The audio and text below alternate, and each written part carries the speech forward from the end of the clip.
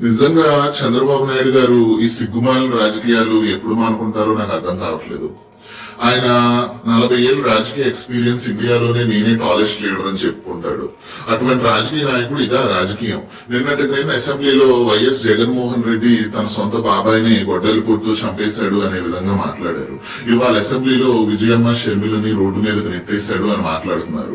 అది కాదు, వైఎస్ వివేకానంద రెడ్డి హత్య కేసు సిబిఐ ఎంక్వైరీ చేస్తుంది. సుప్రీంకోర్టులో కేసు ఉంది.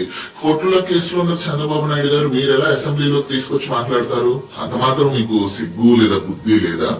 లేదా మీరే సుప్రీంకోర్టు జడ్జి ఏంటి, మీరు అసెంబ్లీలో డిసైడ్ చేసేస్తారా ఏంటి ఎవరు హత్య చేశారు, దోషి ఎవరు అనేసి? మీరు అసెంబ్లీలో చేసేస్తారు, మీ మీడియా ఛానళ్లు, మీ న్యూస్ పేపర్లు డిబేట్లలో దోషిని ఎవరో తేల్చేస్తాయి. అంతేకాకుండా ఇవాళ వైఎస్ విజయమ్మ, షర్మిల, జగన్మోహన్ రెడ్డి ఆస్తుల విషయాల గురించి మాట్లాడుతున్నారు. మీరేమన్నా ఇలా లాస్తాగాదాలు తీర్చాలా, అర్చాలా? మరి మీకెందుకు?